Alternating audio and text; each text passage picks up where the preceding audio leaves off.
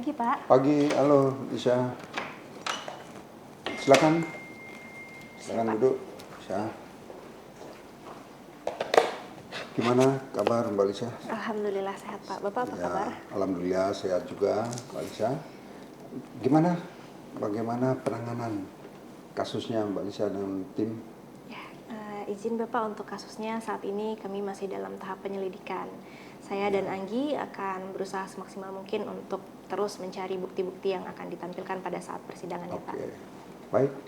Kalau gitu pesan saya kepada Mbak Lisa dan Mbak Anggi dengan timnya, karena perkara ini sangat menarik perhatian masyarakat, ya, saya minta supaya betul-betul menguasai secara detail terhadap kasusnya, pelajari alat-alat bukti yang ada, bisa dikaitkan dengan unsur-unsur pidananya, ya. Ya, siap laksanakan Bapak. Kami akan berusaha semaksimal mungkin untuk memberikan yang terbaik dalam kasus ini ya, Pak. Baik, ya, dan juga pesan saya agar betul-betul bekerja secara profesional dan juga berintegritas, jaga nama baik kejaksaan.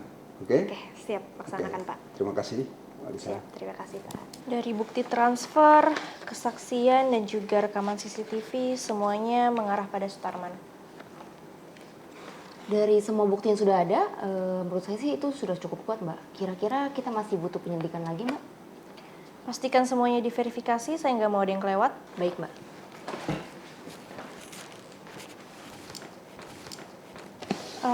Anggi, rekaman CCTV Sutarman di mana?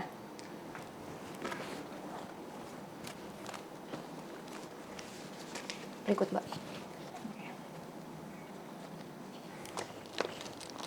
Anggi, Ya, Mbak. tolong atur ulang jadwal interogasi dengan Sutarman ya. Baik, saya aturkan dulu jadwalnya ya, Mbak. Baik. Pak Sutarman, semua bukti mengarah ke Anda. Transaksi mencurigakan dari rekening Anda hingga saksi yang bersedia bersumpah bahwa Anda terlibat dalam kasus ini. Penjelasan Anda pada interogasi sebelumnya seolah-olah mengatakan Anda tidak bersalah. Bagaimana Anda menjelaskan hal tersebut? Sudah Ibu lihat lagi bukti-bukti yang ada, Bu? Saya ini nggak bersalah, Bu.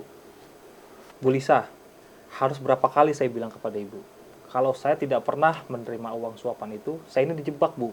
Dan saya tidak pernah ada di lokasi dan saya tidak pernah bertemu dengan dia. Berdasarkan foto yang kami dapatkan, Anda terlihat memasuki mobil yang jaraknya hanya kurang dari 100 meter dari lokasi kejadian. Saya ada di sana karena saya baru selesai makan siang. Bagaimana kami bisa percaya bahwa ada indikasi Anda dijebak? Bagaimana saya bisa membuktikan kalau itu jebakan? Satu-satunya yang saya bisa buktikan adalah saya nggak pernah bertemu dengan dia dan saya tidak pernah kenal dia sebelumnya.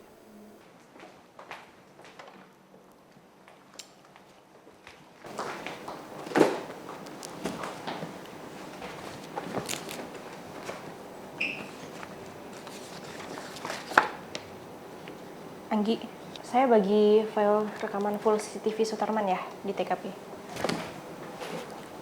Berikut, Mbak, untuk rekamannya. Maaf, izin, Mbak. Ada masalah apa ya, Mbak? Saya rasa masih aja yang menjanggal. Semua bukti terlihat kuat, tapi... Stop. Coba dimundurin sedikit. Saya sudah siapkan semuanya. Sutarman akan terlihat seperti pelaku utama. Tapi ini terlalu beresiko, Pak. Tenang saja. Semua keperluan dokumen, bukti transfer, kesaksian palsu, segala rekaman audio dan visual, itu semua sudah saya siapkan. Dan jikalau itu semua ketahuan, tenang aja. Kita masih punya uang dan juga kekuasaan untuk mengatasi apapun itu. Tapi bagaimana kalau ada yang curiga? Tidak akan ada yang curiga. Semua saya sudah siapkan matang-matang. Sutarman akan disudutkan dan kita akan aman. Kejaksaan pasti hanya melihat bukti di depan mata. Selamat malam Pak Arif. Malam. Bapak diminta untuk hadir di kantor kepolisian untuk diminta keterangannya Pak. Kenapa saya dipanggil ya? Apa masalahnya? Nanti akan kami jelaskan di kantor, mohon kooperatif Pak. Berikut surat tugas penangkapan dari kepolisian Pak. Sidang atas nama perkara Arif dibuka dan terbuka untuk umum.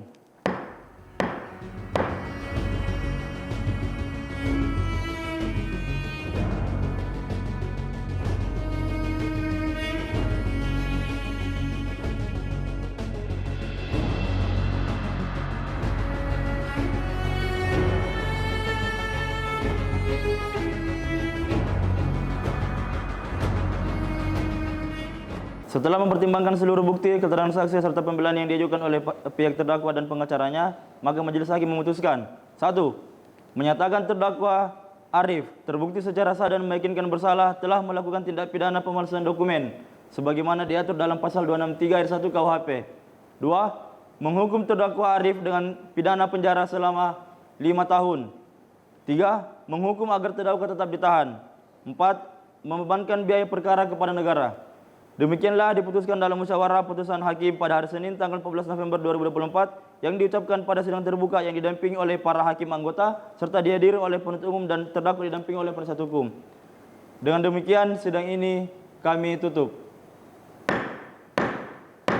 Oke, Mbak Lisa, gimana terhadap kasus korupsi atas nama Sutarman yang ditangani oleh Mbak Lisa dan tim? Ya, sebelumnya izin Bapak, ini saya ada beberapa bukti-bukti yang saya ingin tunjukkan ke Bapak.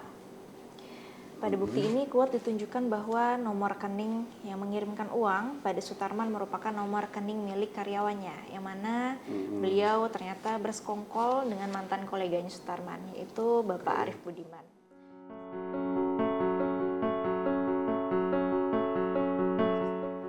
Seperti itu. Baik, terima kasih Mbak Lisa.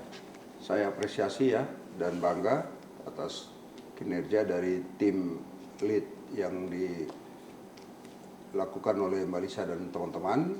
Tapi izin Pak, kasus ini kan sudah ramai di pemberitaan masyarakat dan kita juga sudah melakukan penyelidikan sampai sejauh ini. Apakah tidak masalah Pak untuk penyelidikan ini kita hentikan? Oke, baik Mbak Lisa. Kalau memang alat buktinya dan barang buktinya tidak mencukupi untuk dapat diteruskan ke tahap penyelidikan, karena perkara masih penyelidikan, agar benar-benar diteliti betul-betul bahwa perkara tersebut baik barang bukti maupun alat bukti dapat mencukupi untuk diteruskan.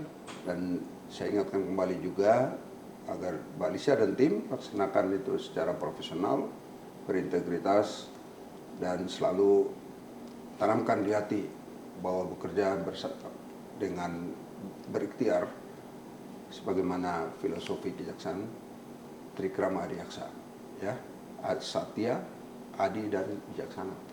Di situ ada letak nilai kejujuran dan integritas yang tinggi. Kita berhasil menemukan kebenaran yang baru. Keteguhan Bapak dalam meyakinkan kami bahwa Anda dijebak membuat saya ingin mencari kebenaran yang jauh lebih dalam lagi.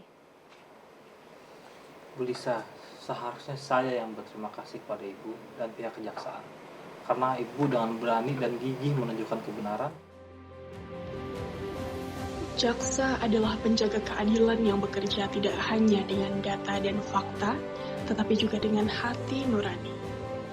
Dalam setiap langkahnya, jaksa harus memastikan bahwa keadilan ditegakkan dengan tulus, adil, dan penuh tanggung jawab. Sebab prinsip Satya, Adi, Wijaksana adalah harapan bagi tegaknya hukum yang bermartabat.